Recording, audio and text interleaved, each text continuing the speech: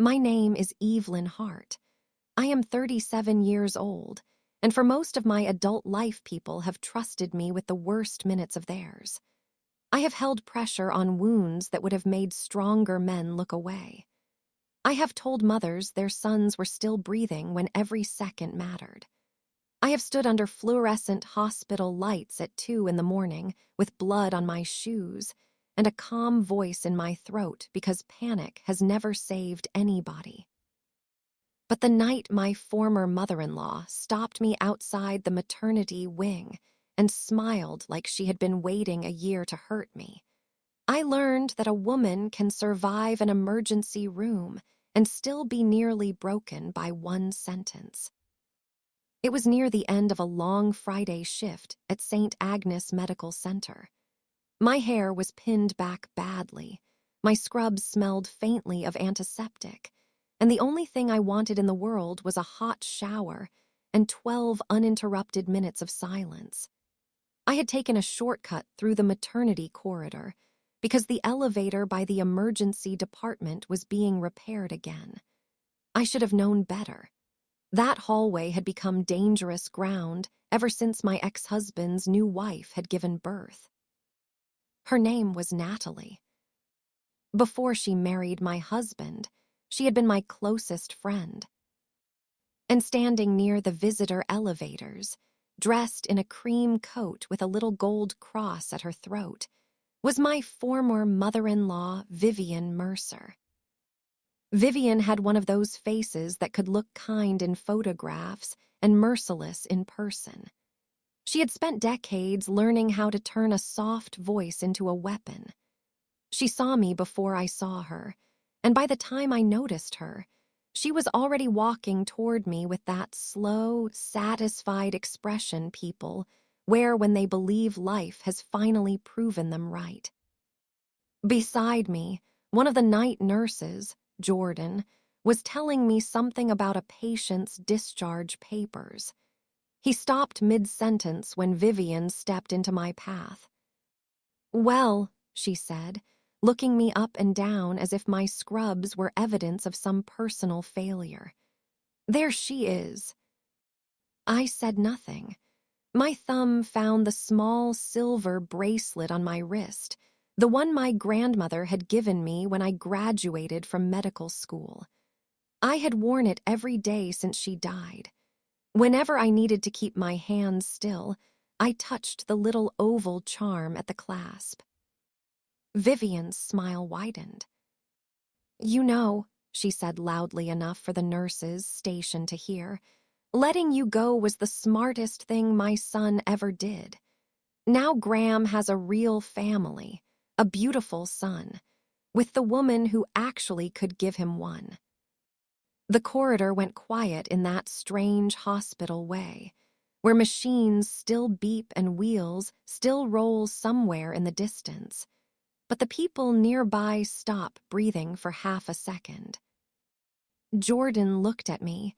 A young resident by the supply cart lowered her clipboard. Vivian's words hung between us, polished and poisonous. A real family, a beautiful son, the woman who actually could give him one. For years, I had been called cold, ambitious, unwomanly, too focused on work, too clinical, too empty, too damaged to keep a man and too defective to carry a child. Nobody had said all of it in one sentence before. Vivian had managed. I looked at her face. I noticed the tiny lines around her mouth, the satisfaction in her eyes, the way her hand rested over her heart as if she were the injured party. And I felt something strange inside me. Not rage, not shame, not even surprise. A stillness. The kind that comes right before a storm decides where to land.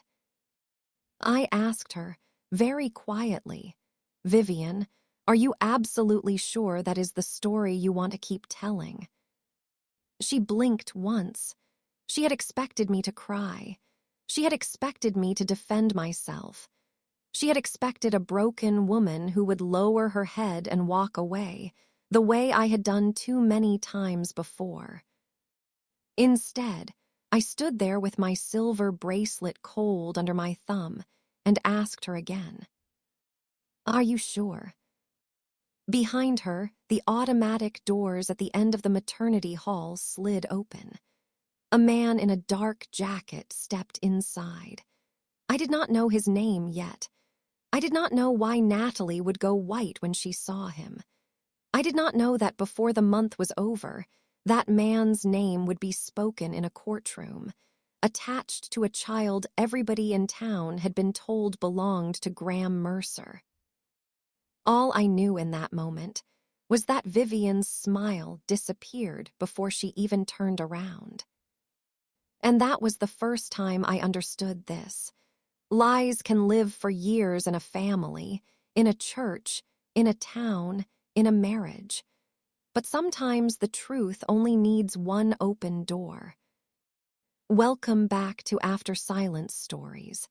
If you have ever stayed quiet while people rewrote your life to protect their own lies, stay with me. Because this is the story of how I stopped carrying a shame that was never mine, and how the family that called me broken learned exactly whose name was written on the medical record. To understand that night in the hospital, you need to understand the woman I used to be.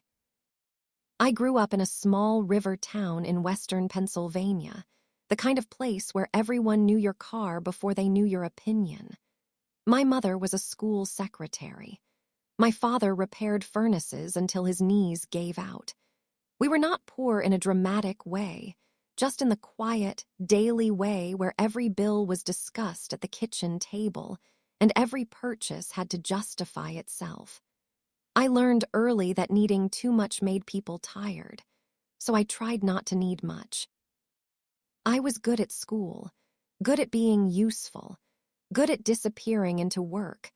When other girls were learning how to be charming, I was learning how to study with the television on because my parents fought softly after midnight and I hated hearing the words clearly. By the time I became a doctor, calm had become my language. I did not fall apart. I did not make scenes. I did not ask people to choose me twice. That made me excellent in emergency medicine. In my department, I was known for steady hands and a steady voice. I could bring order to a room where everybody else was moving too fast. I could take one look at a trauma bay and know who needed my attention first. I had worked for years to become that woman. I had built myself out of discipline, exhaustion, and a belief that if I did honest work, the truth of who I was would be obvious.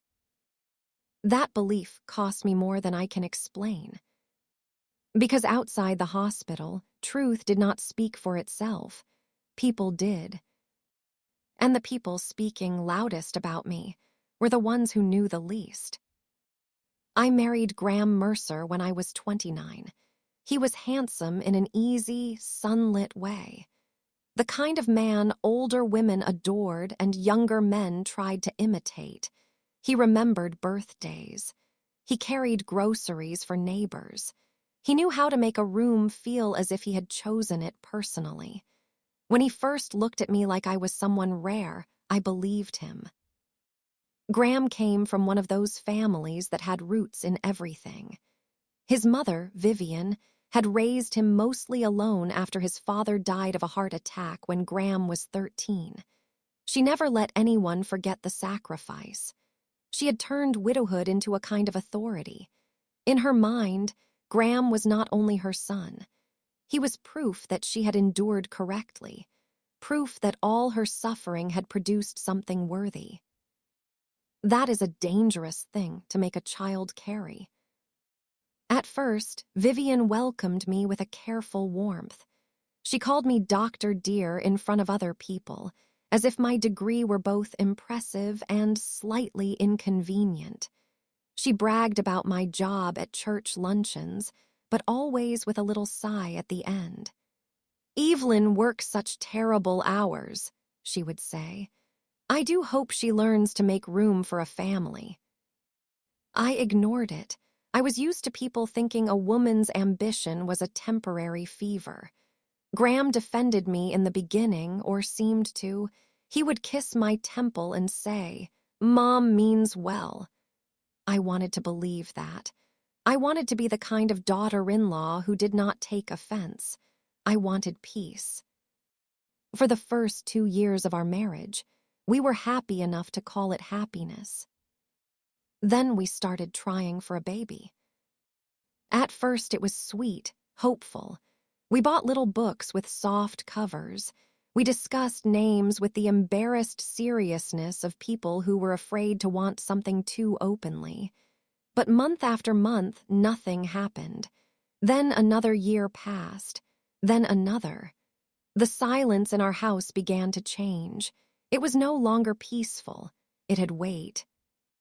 Because I was a doctor, I knew what came next. Testing. Basic, ordinary, unromantic testing. Blood work for me. Semen analysis for him. Hormone panels. Imaging if needed. Nothing shameful, nothing unusual, just information. The first time I brought it up, Graham laughed and wrapped his arms around me from behind while I was washing dishes. "Evie," he said, "we don't need to turn our marriage into a hospital chart." I tried again a few weeks later. He brushed it off. The third time, his face hardened. "There is nothing wrong with me," he said. I remember the way he said it, not "I don't think," not "I hope," not "let's find out," just a door slamming shut. There is nothing wrong with me. I told him there might not be anything wrong with either of us. I told him fertility could be complicated. He said Mercer men did not have problems like that. He said his father had wanted 4 children. He said his grandfather had 7 siblings, as if ancestry were a lab result. So I did what women like me often do. I adjusted. I softened my voice. I got tested alone. Everything came back normal. I sat in my car outside the clinic with the paper on my lap, reading words I understood professionally, but could not process personally. Normal ovarian reserve. Normal hormone levels. No structural concerns.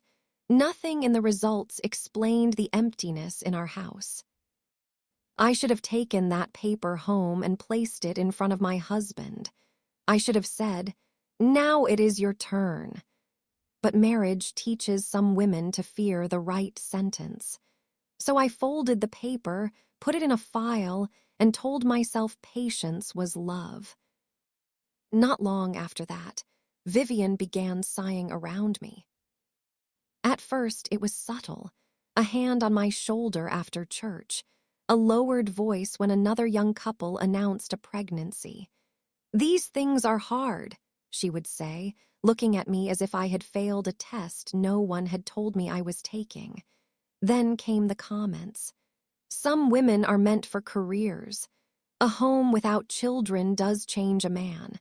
Graham has always wanted to be a father." I told myself she was grieving a dream. I told myself not every wound was an attack. I told myself many things because the alternative was admitting that my husband had allowed his mother to believe something untrue. Then one Sunday, at a church fundraising dinner, Vivian introduced me to the pastor's visiting sister. She placed her hand lightly on my back and said, "This is Evelyn, Graham's wife. She is very devoted to her work. We are still praying the Lord softens certain closed doors." Certain closed doors. The woman gave me a look of pity, so intimate I felt undressed. I stood there holding a paper cup of lemonade and understood that I had already become a story. Not a person, a story, and not one I had written. When we got home, I waited for Graham to say something, anything. He took off his tie, checked his phone, and asked whether we had leftover chicken. That was the night. I first felt lonely inside my marriage. Natalie came into the story slowly, which is how the worst betrayals usually arrive. They do not kick down the door. They sit on your couch first. Natalie Reed had been my friend since we were 16. She had a laugh people turned toward. She could make a cashier tell her their life story in 2 minutes. Where I was contained, she was warm. Where I measured my words, she spilled hers everywhere. I loved her for that. I thought she brought color into my life. She had moved back to town after a failed engagement and a series of jobs she described as temporary, though temporary seemed to be the only permanent thing in her life. I did not judge her. I admired the way she could begin again without shame. When Graham and I were struggling, she was the person I called. She brought wine. She brought takeout. She brought soft sympathy. "You put so much pressure on yourself," she told me one night, sitting cross-legged on my living room rug while Graham was upstairs.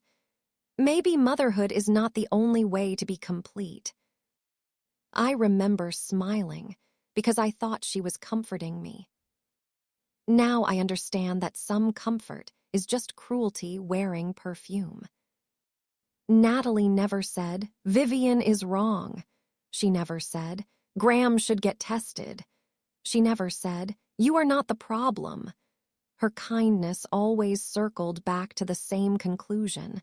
Maybe I should accept less. Maybe I should stop expecting the truth. Maybe I should release Graham from the life he wanted. At the time, I thought she was trying to help me survive. I did not notice how often Graham came downstairs when she was there. I did not notice how quickly she learned his coffee order, his schedule, his frustrations. I did not notice that when I spoke about the pain of being blamed, her eyes sometimes slid away from mine. People think betrayal announces itself with lipstick on a collar or a message on a phone. Sometimes it announces itself by knowing exactly where the mugs are in a kitchen that is not yours. Graham left me on a Wednesday morning. I had worked an overnight shift and came home to find his wedding ring on the kitchen counter beside a note that said, "I can't keep living like this." His closet was half empty. His toothbrush was gone. The note did not mention Natalie. It did not need to. By dinner, half the town knew what I did not. He had moved into her rental house near the old library. The divorce followed quickly. So did the story.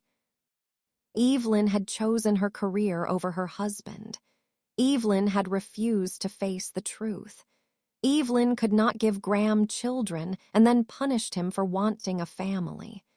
Vivian carried the story through church like a covered dish. Natalie, my oldest friend, kept her silence with the discipline of a saint.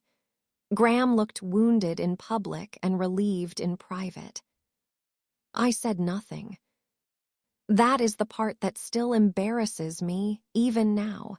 Not because silence is always weakness. Sometimes silence is dignity. Sometimes silence keeps you from becoming what people accuse you of being. But my silence was not dignity. It was fear wearing good manners. I did not want to look bitter. I did not want to be the divorced woman who defended herself too much. I did not want people whispering that Graham had been right about me being cold and combative. So I went to work. I treated patients. I signed paperwork. I came home to an apartment that never quite felt like mine. I let people believe I was broken because correcting them felt like asking to be loved. A year passed. Natalie married Graham in a small ceremony at Vivian's church. I did not attend, obviously, but people made sure I heard details. Her dress had lace sleeves.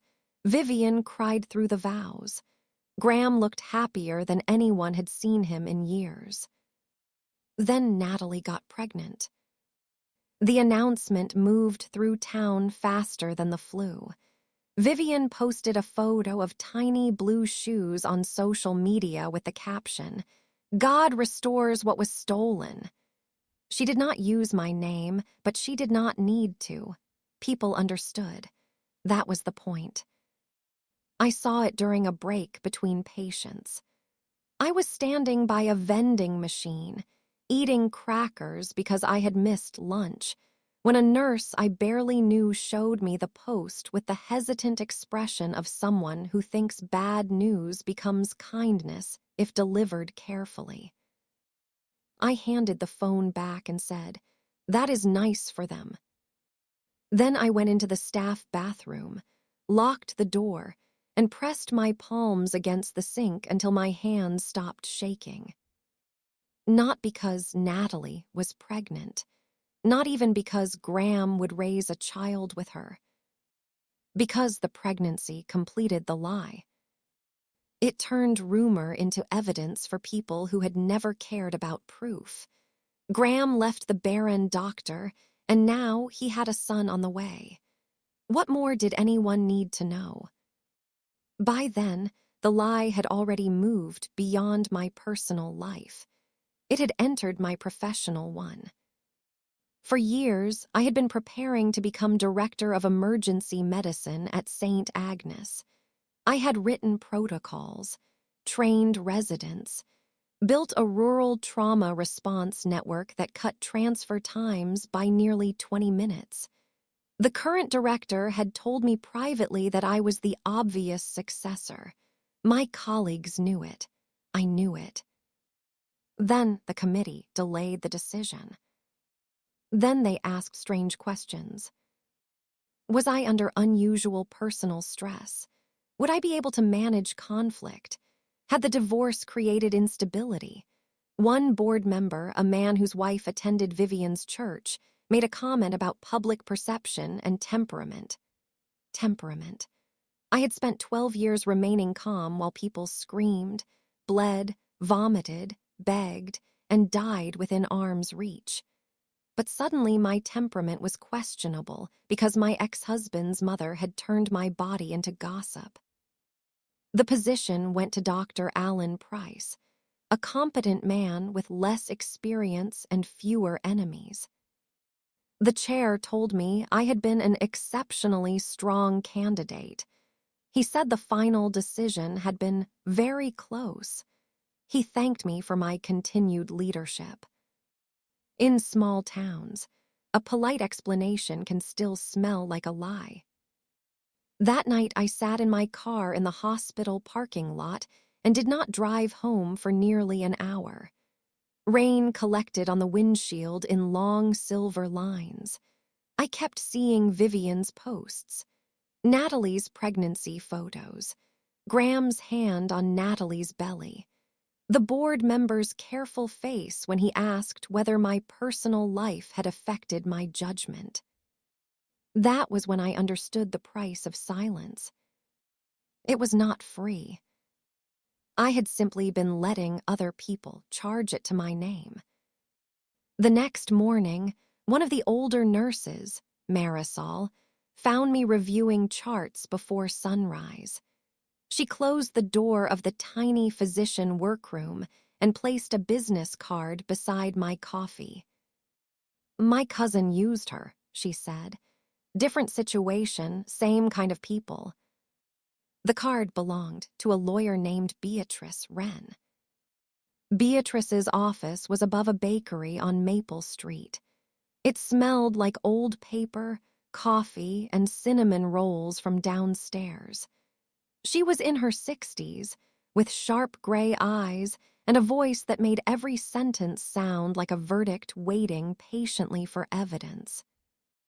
I told her everything: Vivian's comments, Graham's refusal to test, my normal results, Natalie's betrayal, the church gossip, the lost promotion.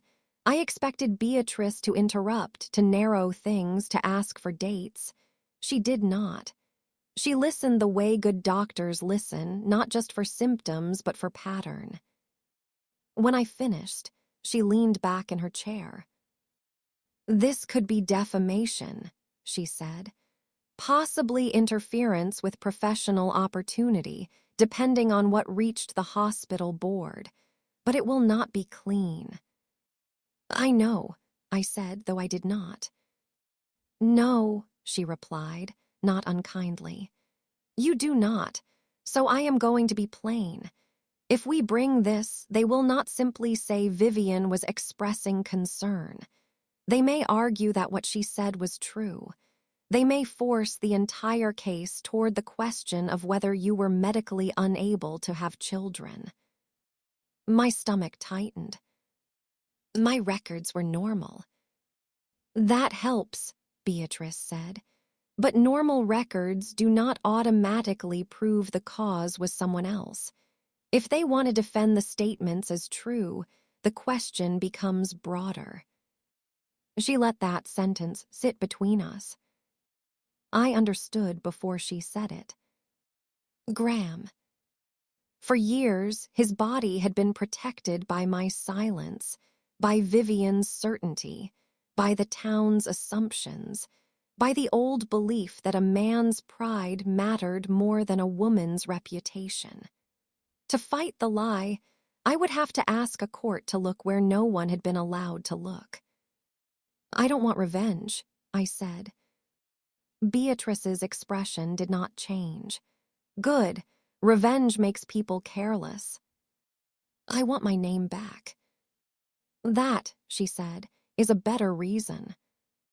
She explained what we would need: specific statements, witnesses, proof that the statements were false, proof of harm. The lost promotion gave us measurable damages. The harder part would be forcing a private lie into public evidence. I stared at the bracelet on my wrist. "My grandmother used to say truth does not need decoration," I told her. Beatrice smiled faintly. "Your grandmother never litigated against a church mother." I laughed for the first time in weeks. Then I went home and made a list. Not of who had hurt me. That list was too easy. I made a list of what their lie had taken: my marriage, my oldest friendship, my place in a community, my promotion, my sense of my own body, my ability to walk through a grocery store without feeling people soften their voices around me. I made a second list of what I still had: my work, my training, my records, my steadiness, and the truth. The second list was shorter, but it was stronger. 2 weeks later, I called Beatrice and told her to file. The lawsuit became public on a Monday. By Tuesday, Vivian was telling people I had become obsessed. By Wednesday, someone from church had texted me a Bible verse about bitterness. By Friday, a woman I had known since childhood sent me a private message that said, "I always wondered why nobody asked about Graham." I read that message 3 times. Nobody asked about Graham. That was the whole story, really. Nobody asked. Not Vivian, not Natalie, not the church women who patted my hand, not the board members who let gossip contaminate their judgment. Not even me, not forcefully enough when it still might have saved me years of humiliation. Beatrice filed the complaint carefully. She did not write like someone swinging a sword. She wrote like someone building a locked room. Dates, locations, statements, witness names, professional consequences, financial loss, a record of my fertility testing, a record of Graham's refusal to complete testing during the marriage. Graham's response arrived 6 weeks later. They made exactly the mistake Beatrice had predicted. His lawyer argued that Vivian's statements were substantially true. The marriage had failed, they claimed, in part because I had been unable or unwilling to provide children. Vivian's statements were framed as painful, but honest family commentary. Graham, through his attorney, denied knowingly spreading false information. The filing implied that my medical limitations were the unspoken tragedy beneath everything. When Beatrice called me, I expected anger in her voice. Instead, there was something almost cheerful. "They chose truth as a defense," she said. "That sounds bad." "For them," she replied. "Maybe." Then she explained. If Graham's side claimed the statements were true because I was the cause of the infertility, then Graham's reproductive history became relevant. Not automatically public, not broadly accessible, and not something to be handled carelessly, but relevant. "You cannot use a locked door as a shield," Beatrice said, "and then tell the court the answer is behind it." A memory surfaced then. It came slowly, like something rising through dark water. 5 years into our marriage, before everything collapsed, Graham had taken a day off work and driven to Pittsburgh. He told me he had a meeting with a financial advisor. He came home late, irritable, smelling faintly of hospital soap. When I asked how the meeting went, he said it had been pointless. That night, he barely ate dinner. 2 days later, when I mentioned testing again, he snapped so sharply that I never brought it up the same way again. At the time, I believed him. I believed many things that made it easier to stay. Now, I wondered whether there had been no financial advisor at all. I told Beatrice. She did not overreact. Good lawyers, like good doctors, respect the difference between suspicion and evidence. "That memory proves nothing," she said, "but it tells us where to ask."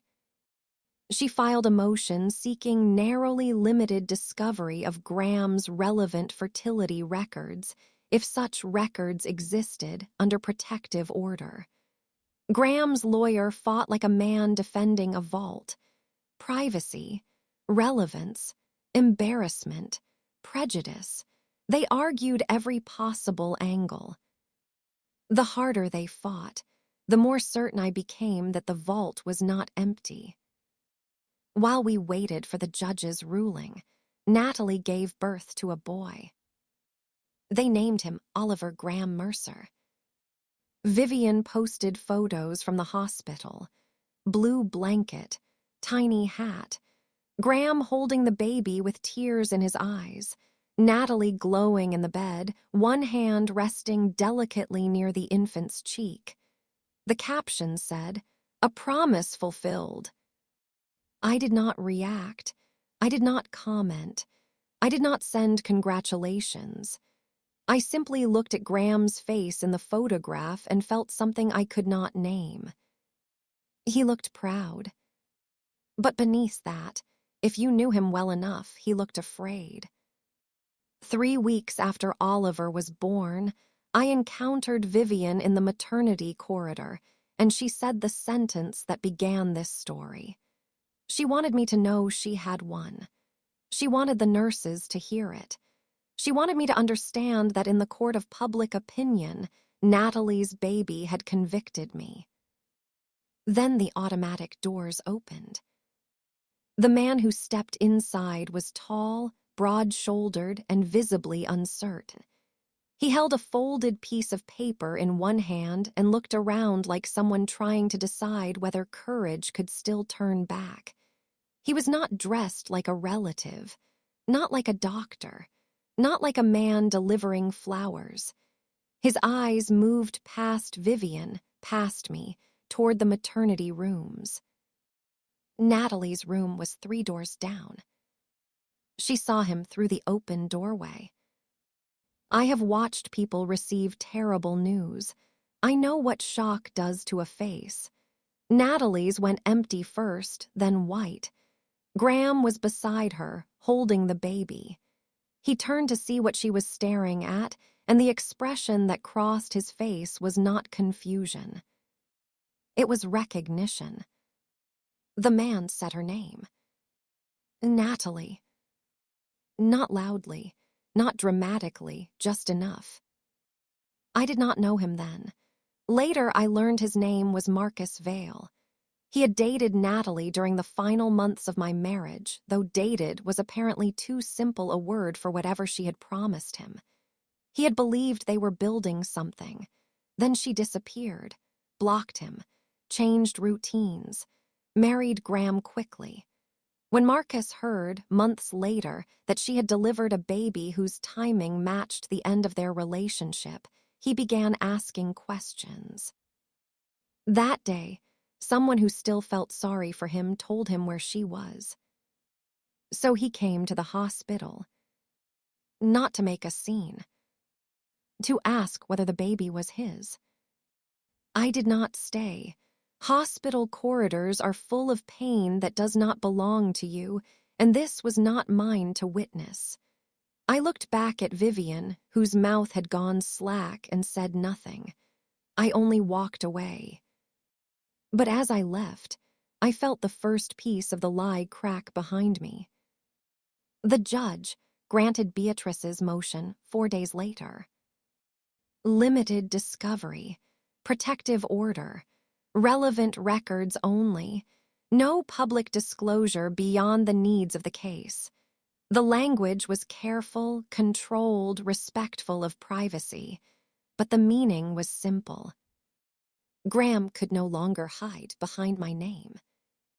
The records came through proper channels. I did not access them as a doctor. I did not use hospital systems. I did not look for anything I had no right to see.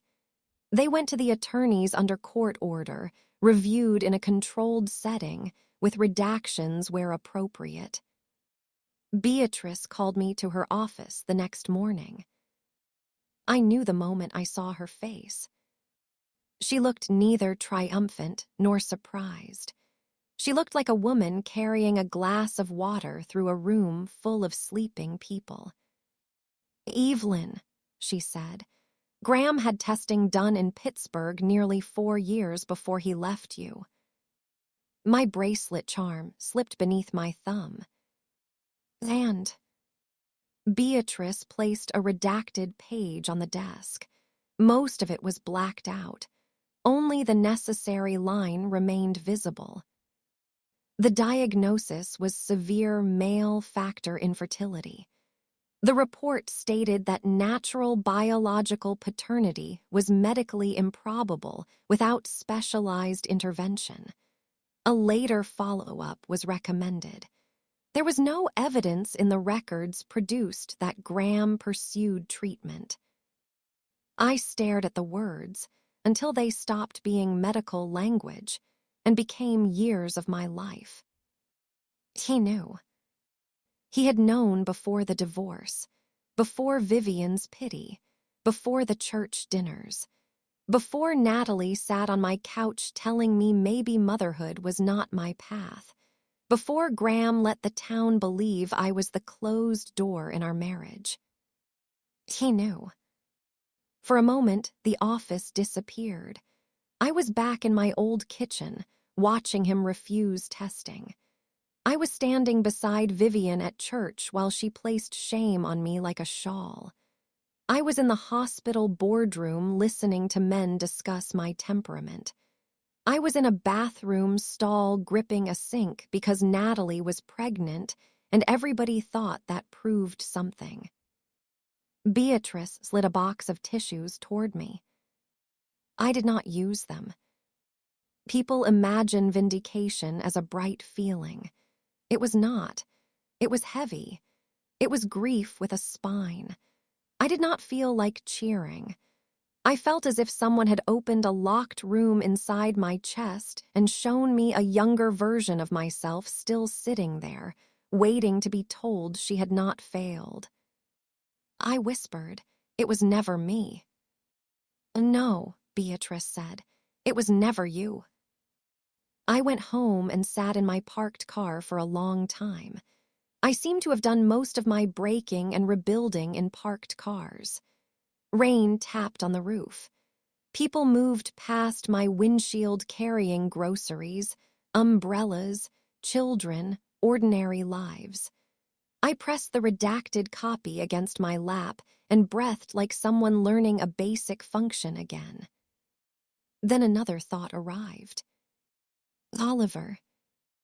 If Graham's condition made biological fatherhood medically improbable, and if there had been no treatment, and if Natalie had given birth to a baby everyone called Graham's miracle, then either medicine had produced a miracle no one documented, or Oliver was not Graham's biological child.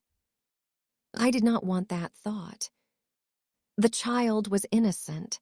He had not lied. He had not posted captions. He had not humiliated me in hallways or whispered through church pews. He was a baby, small and new, born into adult cowardice. I had no desire to harm him. But truth does not become cruel just because a lie placed a child near it. The next day, Natalie texted me for the first time since she had taken my husband. Please stop. You don't understand what this will do. Think of Oliver. I looked at the message for a long time. Not I am sorry. Not I betrayed you. Not Graham lied. Think of Oliver. The lawsuit was about my reputation and Graham's family's statements. Natalie was not a defendant. Why would she beg me to stop unless she knew the legal process was moving toward something she feared? I forwarded the message to Beatrice. She called me within 10 minutes. Do not respond, she said. I wasn't going to. Good. Let other people's panic do its own talking. That became one of the strange lessons of that year. When you stop defending yourself, people who built their safety on your silence begin to confess without meaning to. They text too much. They appear at your door. They make offers. They use words like family and mercy when what they mean is concealment. Vivian appeared at my apartment the following Sunday. I saw her through the peephole and almost walked away. She stood on the landing in a navy dress and pearl earrings, holding her purse with both hands. She looked smaller without an audience. I opened the door, but did not invite her in. For a moment, neither of us spoke. Then she said, "Evelyn, this has gone far enough." Her voice was not sharp. That almost made it worse. Has it? There is a baby now. There was a woman before the baby, I said. You remember her. Vivian flinched, only slightly. I said things because I believed them. Yes. Graham told me. I know what Graham told you. Her mouth tightened. Then you should understand, he is my son. And I was your daughter-in-law. You were difficult to reach. I almost smiled. Even then, she needed my pain to be partly my fault. Vivian, you did not try to reach me. You tried to explain me. She looked down the hallway, embarrassed, perhaps afraid a neighbor might open a door. I am asking you to settle this privately, for everyone's sake, for the family name. The family name. There it was, the altar at which I had been sacrificed. I studied her face and saw, for the first time, the tragedy beneath her cruelty. Vivian had not invented the lie alone. Graham had given it to her because he knew she would protect him before she questioned him. She had carried his shame for him and called it devotion. In a way, she too had been used. But being used does not make the damage disappear. Did you ever ask him for proof? I said. Her eyes lifted to mine. When he told you, I was the reason we had no children. Did you ever ask him whether he had been tested? She did not answer. That silence was more honest than anything she had said. I nodded. That is what I thought. Her face hardened then, not because she was certain, but because certainty had been taken from her and she wanted it back. Some women, she said, voice trembling, are simply not made for motherhood. I felt the old wound try to open. It did not. I touched my bracelet and said, "Go home, Vivian." She stared at me.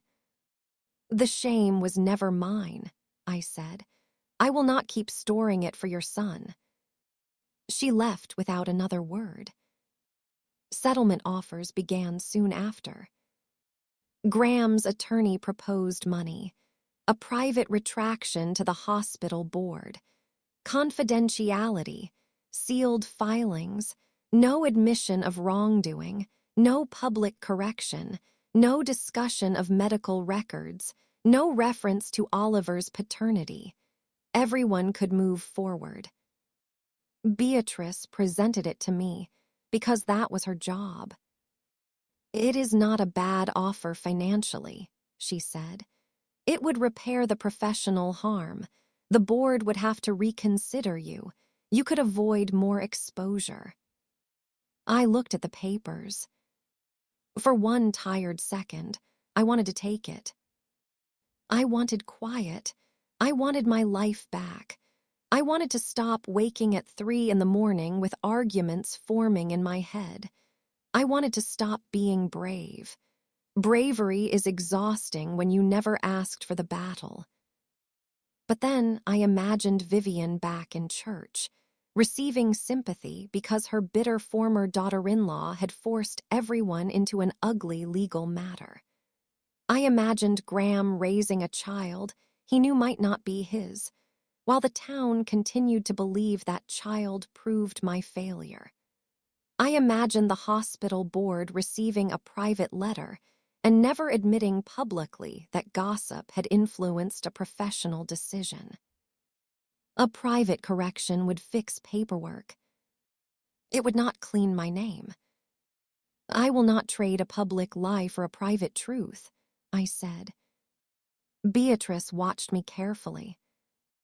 "I need you to understand what that means," she said.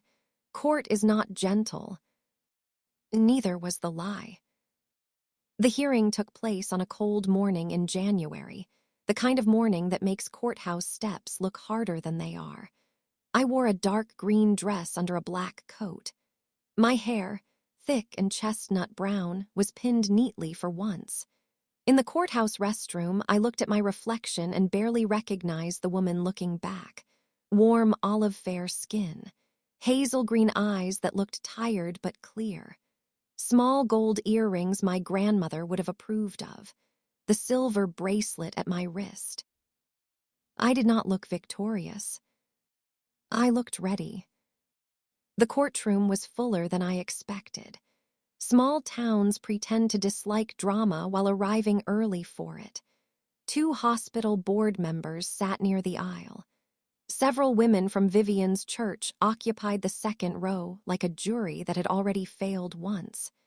Vivian sat stiffly beside Graham, who looked as if sleep had become a rumor.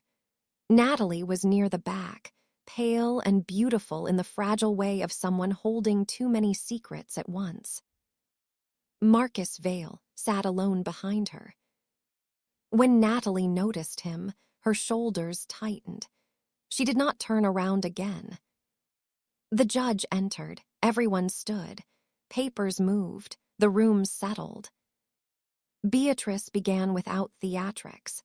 She had promised me she would not turn my life into a performance, and she kept that promise.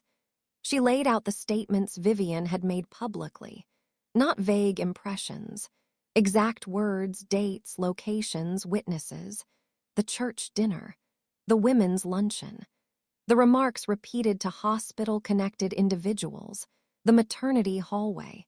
She described how the statements accused me, directly or by unmistakable implication, of being the cause of my marriage's childlessness. Then she showed harm, the delayed promotion, the committee questions, the board member connected socially to Vivian's circle, the salary difference, the professional hesitation that had attached itself to my name without evidence. Graham's lawyer argued that families speak imprecisely in grief, that Vivian had believed what she said, that my lawsuit was an attempt to punish my ex-husband after he found happiness, that the birth of Oliver demonstrated the essential truth of what the family had understood. That last sentence changed the room. Even the judge looked up. Beatrice rose slowly. If counsel intends to rely on the child's birth as proof of Dr. Hart's alleged infertility, she said, then the court must consider the medical record already produced under protective order. Graham's lawyer objected. The judge overruled him, narrowly. Beatrice did not read private details. She did not humiliate Graham for the sake of it. She read only what mattered. That years before the divorce, Graham Mercer had received a documented diagnosis, making natural biological fatherhood medically improbable without intervention. She noted that the defense had produced no evidence of successful intervention. She noted that my own testing during the marriage showed no comparable diagnosis.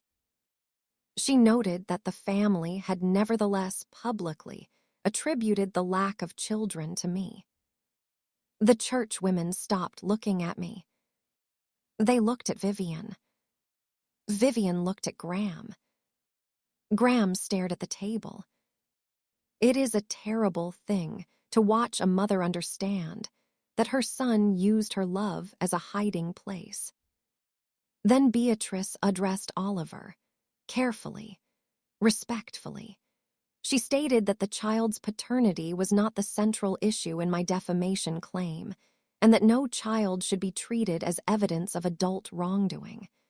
But because the defense had repeatedly invoked Oliver's birth as proof that the statements about me were true, the related family court filings could not be ignored. In that proceeding, genetic testing had not supported Graham Mercer as the child's biological father. There are silences that feel empty. This one felt full of glass. Natalie made a small sound at the back of the room. Marcus closed his eyes. Vivian gripped the bench in front of her. Graham stood halfway, knocking a pen to the floor. "That is not," he began. The judge told him to sit down. He did not finish the sentence. He could not finish it, because every version of the sentence led to another lie. Vivian rose next. I think later she did not mean to. I think her body simply rejected stillness. Her face had gone pale beneath her makeup. She looked from Graham to Natalie to Marcus, and then to me, as if somehow I had arranged the facts just to injure her. "You did this," she said. Her voice broke on the last word. I did not answer.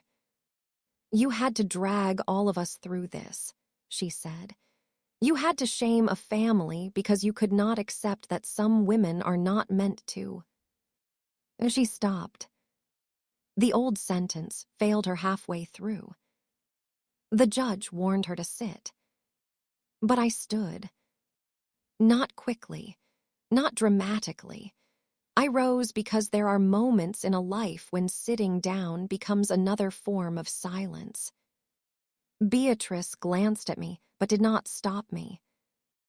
I looked at Vivian, then at Graham, then back at Vivian, the woman who had carried a lie like scripture because it protected the son she had built her whole identity around. "You are right about one thing," I said. My voice sounded strange to me, calm but no longer small. The courtroom went completely still. Someone in my marriage was not able to have children naturally. Someone knew it. Someone let you blame me anyway. Someone allowed an entire community to call me incomplete while he hid behind my name. Graham lowered his head. I touched my bracelet. But that record never had my name on it. Vivian's mouth opened. Nothing came out. I continued, because I had earned the whole sentence. I was not the closed door in that marriage. I was the room everyone blamed because the man with the key was too ashamed to admit he had lost it. No one moved. For years, I had imagined that telling the truth would feel like screaming. It did not. It felt like setting down a box I had been tricked into carrying. The judge called a recess. People rose slowly, like they had aged during the hearing. The church women avoided Vivian. The hospital board members whispered to each other. Natalie hurried out first, one hand over her mouth, and Marcus followed at a distance, not chasing her, simply going toward a truth that had finally become impossible to bury. Graham remained seated. For one moment, I almost felt sorry for him, not because he deserved my pity, but because he looked so small compared to the damage he had done. He had spent years constructing a manhood out of silence, blame, and borrowed proof. In a single morning, the structure had collapsed, and there was nothing impressive underneath. Beatrice placed a hand lightly on my arm. "You did not raise your voice," she said. "No," I replied. I finally stopped lowering it. The legal outcome took several more weeks, because truth may arrive suddenly, but paperwork rarely does. Graham and Vivian agreed to a public retraction. The statement was read into the court record and sent to the hospital board. It acknowledged that statements attributing the absence of children in my marriage to me were unsupported and false. It acknowledged professional harm. It did not tell the whole emotional truth, but legal documents seldom do. They are built for facts, not wounds. Still, it was enough. The hospital board reopened the director decision. No ceremony, no dramatic apology. The chair asked me into his office, folded his hands, and told me the previous concerns about my stability had been unfounded. He said the institution regretted any role informal information had played in professional evaluation. That was as close to shame as that board knew how to get. I accepted the director position. On my first morning leading the emergency department, I arrived before sunrise. The halls were quiet, the lights too bright, the air clean with cotton, bleach, and coffee.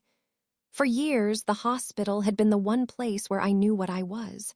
Doctor, colleague, leader, useful hands, calm voice. A woman defined by skill rather than rumor.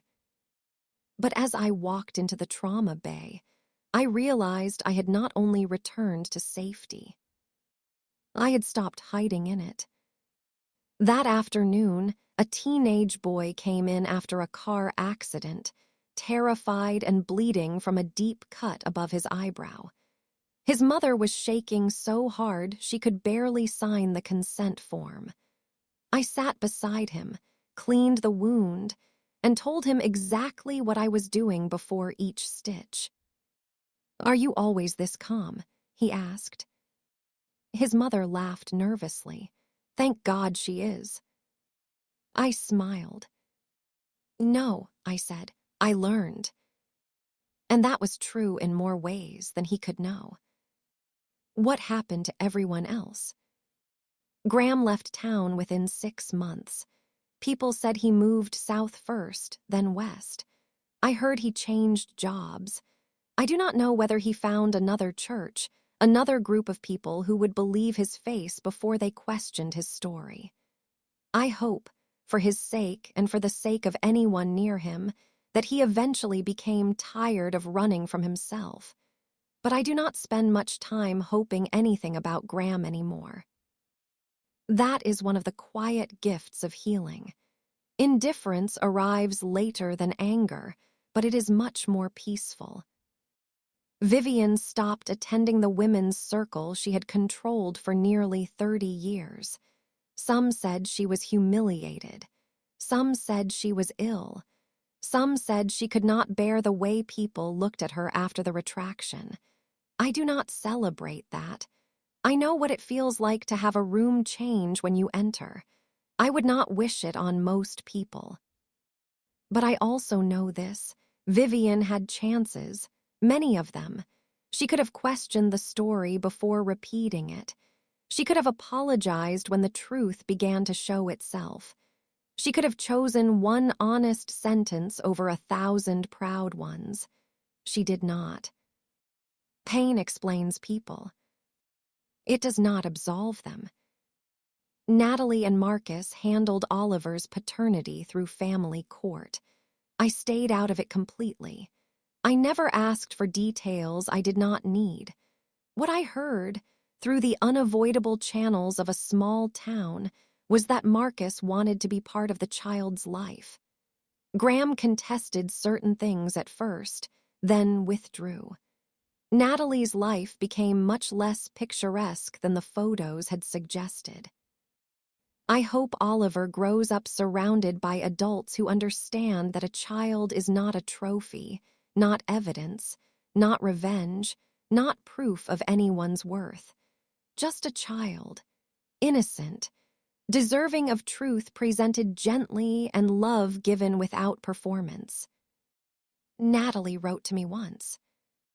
It was a long email, too long, full of explanations. She said Graham had been lonely. She said she had been confused. She said she never meant for the gossip to go so far. She said by the time she understood what was happening, it was too late to correct it without ruining everyone. I read it twice. Then I deleted it. Not because I hated her, because I finally understood that some apologies are only another request for you to carry what someone else cannot bear to hold.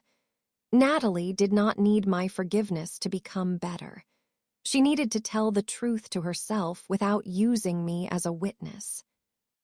As for me, I kept my apartment. I kept my job. I kept the silver bracelet. I began taking Sundays for myself, which was harder than any lawsuit. I learned that rest can feel suspicious when you have spent your life proving you deserve space. I bought plants and managed to keep most of them alive. I repainted my bedroom a soft blue. I stopped flinching when I saw Vivian's friends at the grocery store. One day, almost a year after the hearing, I found the old file with my fertility results while cleaning a cabinet. The paper looked smaller than I remembered. Less powerful, just lab values, just evidence. I had once held that page like a private passport back to myself, proof I could not convince anyone to honor. I placed it in a new folder with the court retraction and the hospital letter. Then I put the folder away. Not because the truth no longer mattered. Because I no longer needed to touch it every day to believe it. A few weeks later, I wrote Vivian a note. I do not know why exactly. Maybe because my grandmother believed unfinished things turn bitter if you leave them too long. Maybe because I wanted the final words between us to be mine, not hers. I wrote, I carried your son's lie for years because everyone around me mistook my silence for consent. I am not carrying it anymore. I hope one day you stop carrying it too. I did not sign it with affection. I did not sign it with anger. Just my name. Evelyn Hart. She never answered. I did not need her to. The last time I saw Vivian was outside the courthouse months later. She was walking slowly toward a parked car, and for a moment she looked at me as if she might speak. I nodded once. She nodded back. That was all. No forgiveness scene. No tearful apology. Real life is rarely that tidy. Sometimes closure is not a door closing. Sometimes it is realizing you do not have to stand in the doorway anymore. People like to say the truth always comes out. I do not believe that. I have seen too much. Truth can be buried. Truth can be delayed. Truth can be shouted down by confident people with clean clothes and respected last names. Truth can sit in a sealed medical file for years while the wrong woman is blamed at church dinners and hospital board meetings. The truth does not always come out by itself. Sometimes somebody has to stop protecting the lie. Sometimes somebody has to ask the question everybody else benefits from avoiding. Sometimes a quiet woman has to stand in a courtroom and say, without trembling, "That record never had my name on it." I wish I had spoken sooner. I will be honest about that. I wish I had defended the younger version of myself before she learned to confuse endurance with dignity. But I also know she was doing the best she could with what she had been taught. She thought love meant being patient. She thought peace meant staying silent. She thought if she behaved honorably, honorable people would eventually notice. Now I know better. Peace built on your humiliation is not peace. It is captivity with good manners. So if you are listening to this while carrying a story someone else wrote about you, I want you to hear me clearly. You do not have to scream to be strong. You do not have to destroy anyone to tell the truth. You do not have to become cruel because people were cruel to you. But you also do not have to protect the reputations of people who survived by damaging yours. Ask the question. Keep the record. Tell the truth where it counts. Then set it down. For years, I thought my calm meant absorbing pain without complaint. Now I understand real calm is different. Real calm is knowing exactly what belongs to you and refusing, gently or firmly, to carry anything else. My name is Evelyn Hart. I was called cold, barren, broken, and incomplete by people who needed me silent so their lies could look like blessings. But I was never the broken one. I was only quiet long enough for them to mistake my silence for weakness. They do not make that mistake anymore. And neither do I. If this story reached something in you, share it with someone who needs to hear that silence is not the same as surrender. Leave a comment and tell me where you are listening from. Subscribe to After Silence Stories for more stories of quiet strength, hidden truth, and lives rebuilt after betrayal. And I will see you in the next episode.